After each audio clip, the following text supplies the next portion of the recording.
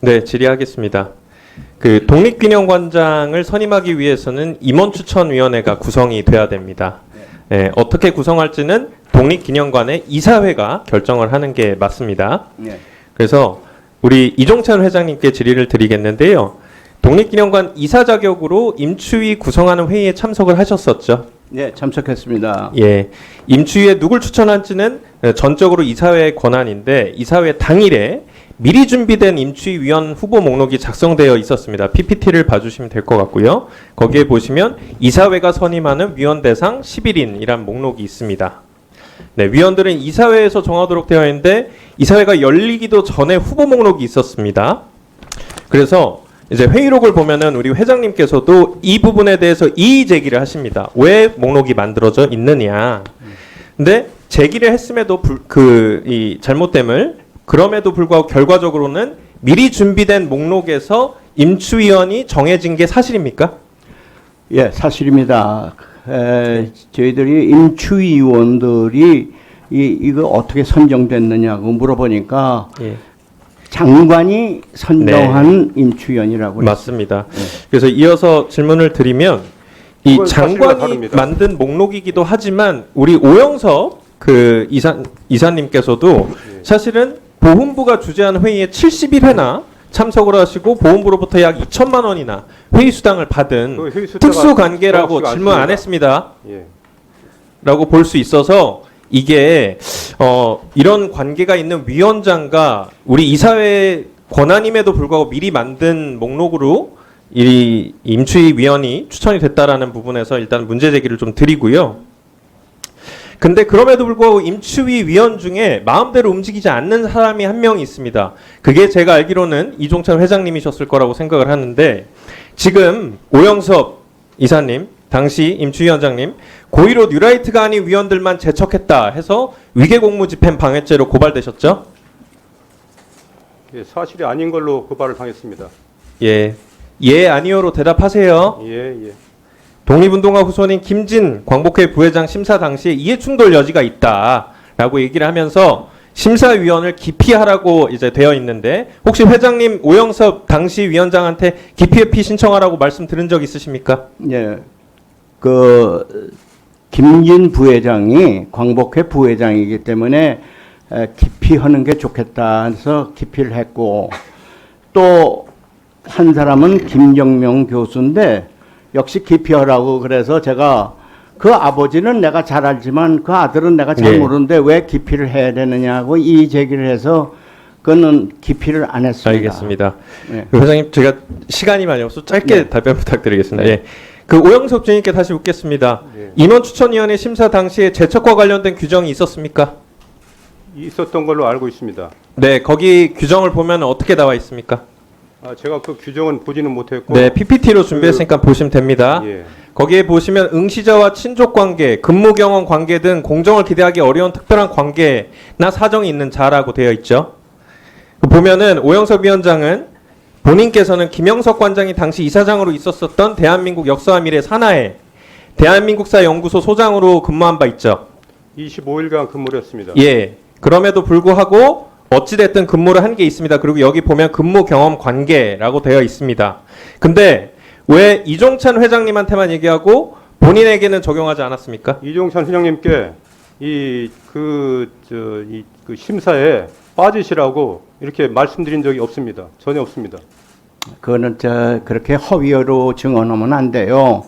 그 당시에 왜냐하면 그 자리에 내가 저만 있었던 게 아니고 그 관장님만 회장님만 계셨던 게 아니고. 네, 보이시죠? 그 지금부터 증인들도 누군가가 독립기념관 직원. 네, 알겠습니다. 있었습니다. 네, 같이 대답 그만하십시오. 겁니다. 예. 그리고 이종찬 회장님께 다시 묻겠습니다.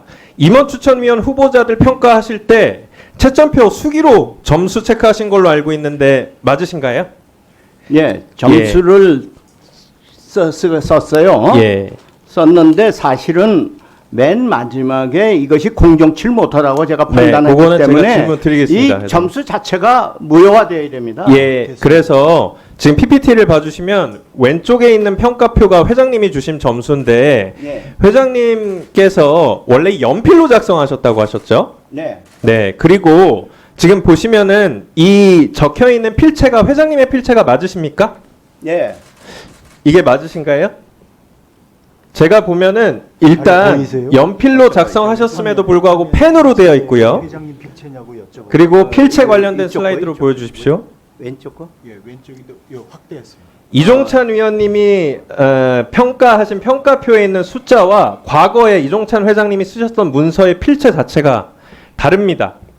1도 그렇고 2도 그렇고 지금 그 쓴 날짜 기록한 다릅니다. 기억은 없습니다. 예, 그리고 계속 이어나가겠습니다. 보시면은 연필뿐만이 아니고요. 다른 평가표들은 김영석 관장 대상 평가표들은 볼펜으로 덧쓴 흔적도 있어요. 네. 정말 엉망입니다. 낮은 점수에서 높은 점수로 바뀐 것도 있습니다. 지금 이런 이유 때문에 회장님께서 이 최종적인 점수표에 서명을 하기가 어렵다. 부정의 정황이 있기 때문에 서명하고 싶지 않다라고 얘기를 했음에도 이게 그냥 처리가 됐습니다. 이게 만약에 일반적인 상황에서 이렇게 됐다고 하면 만약에 신입사원을 뽑는 자리에서 그렇게 됐다면 이거 채용비리라고도 분명히 얘기할 수 있을 수준에서 이런 의구심이 많습니다. 자, 넘어가겠습니다. 그 2분, 3분 더 쓰겠습니다. 제가 제보수 그러면 2분 더 쓰겠습니다. 아니 너무 그러세요? 2분 더 드려? 예. 아니, 지난번에 3분 주셨는데 아니 왜 아니 지금- 뒤에 기다리는 사람 앞분에 이렇게 네, 맨 앞에 있는 분들은 알겠습니다. 시간 많이 쓰면 네. 뒤에서 많이 기다리죠. 일단은 익명 처리된 독립기념관장 후보 면접 심사 평가 결과를 이제 보시게 되면은 이게 만약에 이종찬 회장이 재척이 동일하게 다 적용이 됐거나 둘 다 적용이 되지 않아서 참여를 했을 때를 가정한 겁니다. 이종찬 위원장이 재척이 되지 않았다면 지금 4등과 5등을 했다는 사람들의 점수 중에 하나가 78점이 됩니다. 그렇게 되면 3순위가 되는 겁니다. 예, 제가 알기로는 지금 이 김영석 관장의 선임 과정에 대한 불만 때문에 이 임명은 잘못된 거다라고 이 효력 정지를 신청하고 무효 신청을 했는데 4등이고 5등이 신청을 했기 때문에 무효화된 게 있습니다. 그것 자체도 다시 검토가 돼야 된다는 말을 드리는 겁니다. 그러니까 사실상 독립기념관장의 이 검토가 될 사람들이 바뀔 수 있었다는 거고요. 이 절차에 보면은 김영석 관장 임명이 정말 문제가 많습니다. 아까도 말씀드린 것처럼 정부 측에서 미리 준비한 임치위원 명단을 종용해서 추천 권한도 침해했고요. 그리고 재척의 기준에 있어서도 누군 재척되고 누군 재척되지 않았고요. 이거 점수도 더 씌워져 있고 분명히 연필로 적었는데 펜으로 되어 있고 글씨체마저 다릅니다. 이게 문제가 있다 해서 이거는 분명히 다시 검토가 돼야 된다고 이종찬 회장이 당시 요청을 했음에도 그냥 진행이 됐고요. 이거 문제가 상당히 많습니다. 이 시작부터 끝까지. 지금 보훈부 장관님 이 내용 아셨습니까? 몰랐습니까? 여기까지는 지금 처음 듣는 부분도 네. 있죠. 국정감사라는 곳에서 법적 효력을 발생할 수 있는 이 자리에서 얘기가 나온 거니까 분명히 감사원 감사를 통해서 이 내용이 정말 뭔지 이거 밝혀내야 될 것 같고요. 이종찬 회장님께서 혹시 답변하지 못하신 게 있으시면은 지금 답변을 좀 해주시면 될 것 같습니다. 네.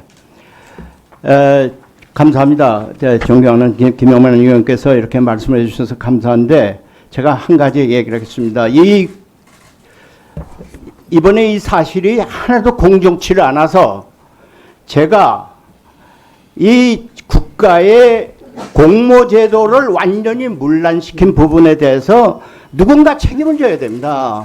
전혀 예? 사실이 아니고 공모제도라는 것은 말하자면 공정한 인사를 뽑으란 얘기인데 이게 공정치도 않고 자. 완전히 이게 짜고 치는 자, 상황이 예. 돼버렸어요. 그러니까 제가 사실은 제가 이렇게 사법 처리하는 것을 원하는 사람이 아님에도 불구하고 이 문제는 수사를 좀 해달라고 제가 경찰에 고발을 했습니다. 자 왜? 알겠습니다.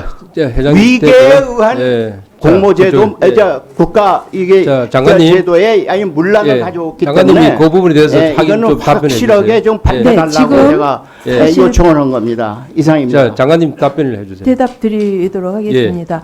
지금 말씀하신 의혹 제기하는 거가 제가 아는 거하고 좀 다른 부분이 상당히 많아서 그걸 설명해 주세요. 저희는 임추위에서 이런 것들이 결정된 거로 제가 알고 있어서 독립기념관에서 있는 DB 또 그다음에 당연직으로 들어가는 보훈부 그 임원위원들 그것까지 제가 알고 있는 부분입니다. 그래서 제가 지금 말씀하신 것에 대해서 확인을 하고 있는 중이니까 나중에 말씀드리겠습니다. 자, 그리고 우리 임원 추천위원장이신가요? 오영섭 예. 위원장이? 그 지금 오영섭 정인이 그 우리 강북 회장이 말씀하신 것에 대해서 예. 설명할 부분이 있습니까? 예, 좀 설명드리겠습니다. 예, 하세요.